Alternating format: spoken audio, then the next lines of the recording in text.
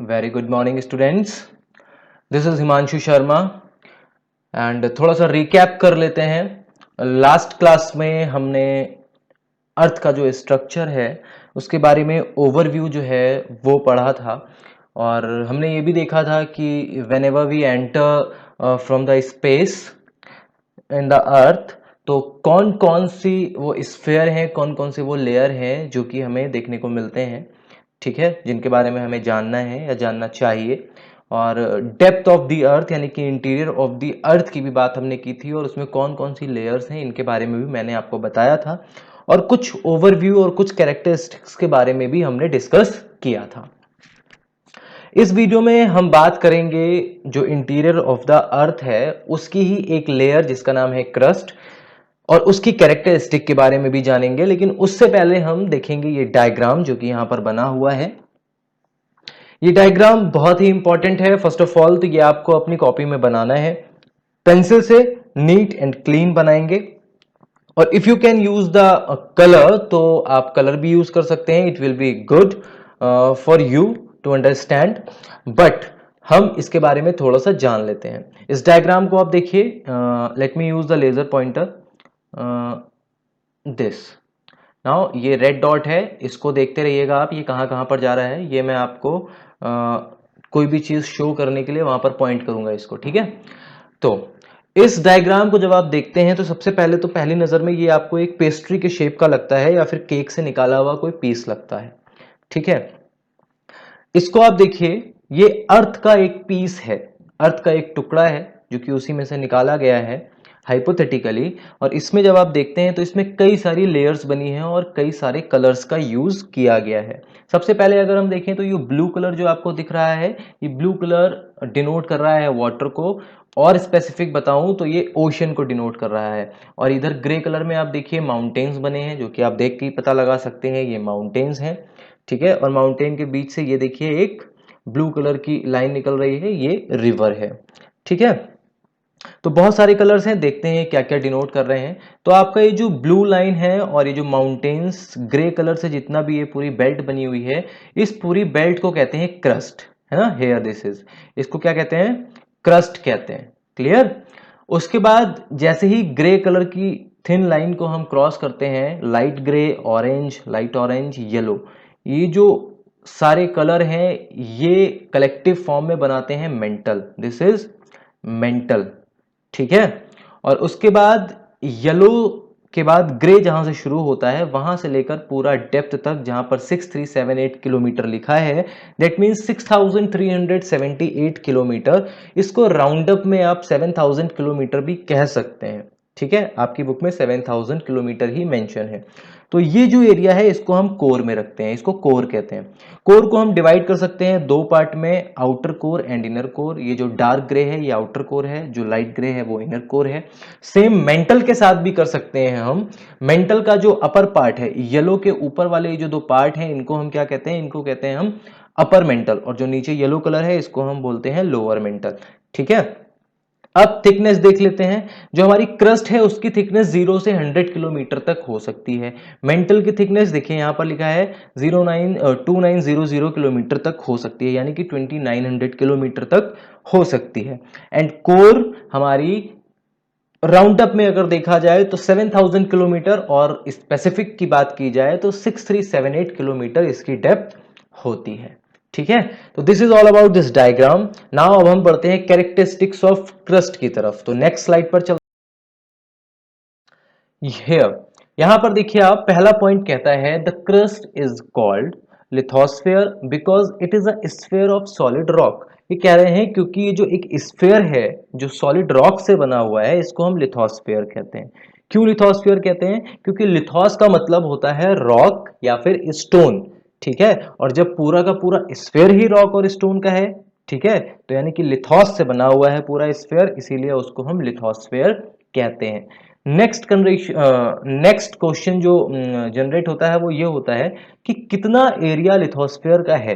तो अगर हम पूरे अर्थ का मास देखें तो पूरे अर्थ के एरिया को अगर हम कैलकुलेट करते हैं तो उसका ओनली 1% एरिया है जो कि आपको देखने को मिलेगा अर्थ क्रस्ट के फॉर्म में। और इस 1% एरिया पर ही आप देखेंगे कि all known life, what ever life you know, आप देख सकते हो जिसके बारे में जानवर, पक्षी, हम, आप, इंक्लूडिंग अस, है ना, और जितना भी फ्लोरा है यानी कि जो नेचुरल वेजिटेशन है वो सब का सब हमको इस 1% के ऊपर ही देखने के लिए मिलता है। क्लियर? नेक्स्ट पॉइंट पर चलते हैं। नेक्स्ट पॉइंट कहता है the crust is a relatively thin layer of rock. जो हमारी अर्थ क्रस्ट है वो एक थिन लेयर है, लेकिन इसकी थिकनेस में, वैसे तो ये ओवरऑल इसको थिन लेयर कहा जाता है, लेकिन इसकी थिकनेस में वेरिएशन है। इधर डायग्राम में देखिए आप, डायग्राम में देखिए आप, माउंटेन है, माउंटेन की पीक से आप देखेंगे तो क्रस्ट की जो डेप्थ है ये आपको ज्यादा लगेगी, लेकिन ओशियन पर आकर देखेंगे तो देखिए बहुत ही पतली सी, बारीक सी, बहुत ही थिन लेयर है। ठीक है, तो इस पॉइंट का कहना है कि जो हमारा माउंटेन है उसके नीचे अगर हम देखते हैं तो क्रस्ट 60 किलोमीटर तक थिक हो सकती है, लेकिन जैसे ही हम ओशन में जाते हैं इसकी थिकनेस बहुत कम हो जाती है और ये 5 से 10 किलोमीटर तक ही थिक रहती है, यानी कि बहुत थिन हो जाती है। लास्ट वीडियो में भी मैंने आपको यही बात बताई थी कि अगर हमको मेंटल में एंटर करना है तो उसके लिए बेस्ट प्लेस है कि हम सी फ्लोर से एंटर करें, क्योंकि वहां पर जो क्रस्ट की थिकनेस है वो बहुत ज्यादा कम है। ठीक है, next point, considering the size of the earth the crust is a relatively thin layer. Again वही बात कह रहा है, लेकिन यहां पर क्या है, ये कह रहे हैं कि अर्थ की जो क्रस्ट है रिलेटिवली या कंपेरेटिवली अदर लेयर बहुत ही ज्यादा थिन है। अब फिर से आप डायग्राम देखिए, यहां पर ये देखिए, ये ग्रे कलर के दो शेड हैं, ये कोर में आते हैं, देखिए कितना ज्यादा थिक है। ठीक है, फिर येलो से ऊपर आप जाएंगे और लाइट ऑरेंज, फिर ऑरेंज, ये भी बहुत ज्यादा थिक है। लेकिन इन दोनों को ही कंपैरिजन में अगर हम ग्रे बेल्ट को देखते हैं तो ये बहुत ज्यादा थिन है। तो हमें देखने को क्या मिल रहा है कि भाई क्रस्ट जो है दोनों ही बेल्ट्स के कंपैरिजन में बहुत ज्यादा थिन है, तो रिलेटिवली थिन है। तो वही ये पॉइंट कहना चाह रहा है कि considering the size of the earth the crust is a relatively thin layer. ठीक है, नेक्स्ट पॉइंट पर चलते हैं। The temperature of the upper part of the ocean crust has been estimated at 0 degree Celsius, but it gradually start rising towards the interior. इनका कहना है कि जो ओशियन का फ्लोर है उसका हम एस्टिमेटेड टेम्परेचर 0 डिग्री मान लेते हैं। मान लीजिए हम ओशियन में सबसे नीचे चले गए जहां पर पानी खत्म हो रहा है, वहां पर हम देखते हैं कि एस्टिमेटेड जो टेम्परेचर है वो 0 डिग्री सेल्सियस हमने मान लिया है। तो पॉइंट का कहना है कि जब हम उसके भी नीचे जाएंगे, धीरे धीरे जो टेम्परेचर है वो बढ़ता चला जाएगा। कितना बढ़ता है ये नोट कर लीजिए, मैं यहां पर लिखना भूल गया हूं। 32 डिग्री पर 32 degree 32 metres 1 degree Celsius increase करता है। जैसे ही हम ओशन फ्लोर से नीचे जाते हैं तो 32 मीटर्स ट्रेवल करते हैं, 1 डिग्री इंक्रीज हो जाता है। ठीक है, तो ये उसका रेट है। तो यहां पर यही कहा गया है कि जैसे ही हम धीरे धीरे नीचे जाते हैं, सपोज इस डायग्राम को देखिए, ओशियन से हम जैसे धीरे धीरे नीचे जाएंगे वैसे ही टेम्परेचर बढ़ता चला जाएगा, और नीचे से ऊपर की तरफ जाएंगे तो टेम्परेचर कम होता चला जाएगा।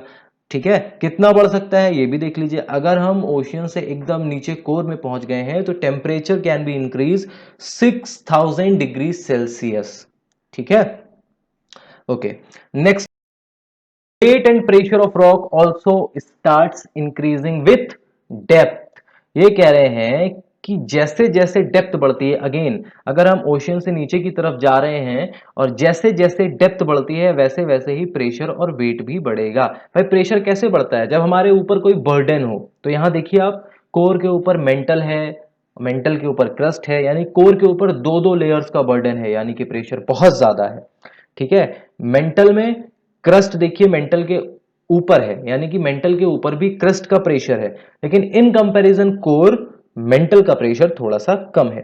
ठीक है, तो यही बात बता रहे हैं कि जैसे जैसे हम डेप्थ में जाते हैं वैसे वैसे प्रेशर हमारा क्या होता है, इंक्रीज होता चला जाता है। और जैसे ही प्रेशर बढ़ता है तो भाई किसी चीज को जब आप बहुत दबा रहे हैं, प्रेशराइज कर रहे हैं, तो वो कंप्रेस हो जाएगी, है कि नहीं। कंप्रेस हो जाएगी तो देखने में वो कम लग सकती है, लेकिन उसका वेट बहुत ज्यादा होगा। तो प्रेशर ज्यादा है, ठीक है, तो प्रेशर के साथ साथ वेट भी बढ़ता है। जैसे जैसे हम डेप्थ में जाते हैं वैसे वैसे वेट और प्रेशर बढ़ता चला जाता है। क्लियर? तो this is all about crust and it's characteristics. और ये जो डायग्राम है ये आप बना लीजिएगा, नीट एंड क्लीन बनाइएगा। इसके बाद आपको पता है क्या करना है, नोट्स आपको शो करने हैं मुझे, आई विल चेक। ठीक है, इतना ही। Thank you so much. आप घर पर रहिए और जितने भी प्रिकॉशंस ले सकते हैं लीजिए, और खुद का और खुद की फैमिली का भी ख्याल रखिए। एक बार फिर से थैंक यू सो मच।